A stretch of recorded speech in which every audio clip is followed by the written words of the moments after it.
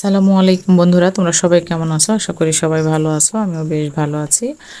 আমি আজকে বানাবো বড়ির ভর্তা। এজন্য আমি বড়িগুলিকে ডালের বড়িগুলিকে আমি ব্লেন্ডারে কিছুটা আদা ভাঙা মতো করে নিয়েছি।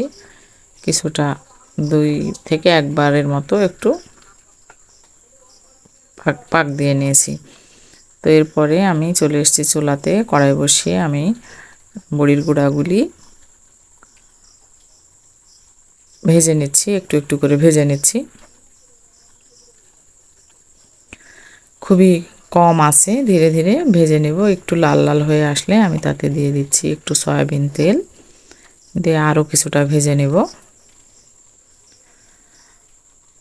আরও কিছুটা কালার হয়ে আসছে।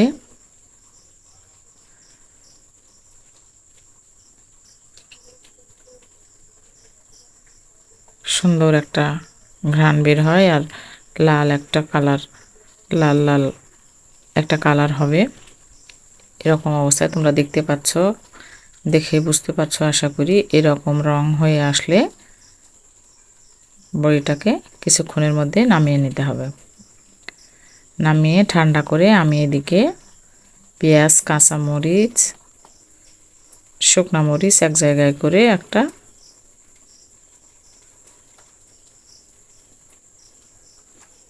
ভর্তা বানাবো। ভর্তা বানানোর পর সরিষার তেল দিয়ে সেই ভর্তাটাকে আমি এবার রেখে দিয়ে ওই ঠান্ডা হয়ে যাওয়া বড়িটাকে ঢেলে দিলাম পেঁয়াজ এবং মরিচের মধ্যে। তারপরে উপর থেকে আরও কিছুটা সরিষার তেল আমি দিয়ে দেব। দিয়ে আমি বড়ির ভর্তাটাকে সুন্দর করে চামচের সাহায্যে মাখিয়ে নেব, কারণ এই ভর্তাটা হাত দিয়ে করতে গেলে হাতের সাথে অনেকটা লেগে যায়। তো তোমরা কেউ চাইলে এভাবে ভর্তাটা বানাতে পারো, তবে আমার কাছে মনে হয় যে চামচ দিয়ে ভর্তাটা বানালে ভালো হয়, তাই আমি চামচ দিয়েই বানাই। তো আমি এভাবেই সরিষার তেলটা দেওয়ার পরে দেখো কিভাবে আরও ভালোভাবে মরিচ ভর্তার সাথে তেলটা মিশিয়ে নিচ্ছি। এরপরে আমি তোমাদেরকে দেখিয়ে দিব শেষ পর্যন্ত কেমন হয়েছে। তো বন্ধুরা, প্লিজ তোমরা আমার চ্যানেলটাকে লাইক, কমেন্ট, শেয়ার করো, সাবস্ক্রাইব করো, পাশে থেকো। আজকের মতো এখানে বিদায় নিচ্ছি। আল্লাহ হাফেজ।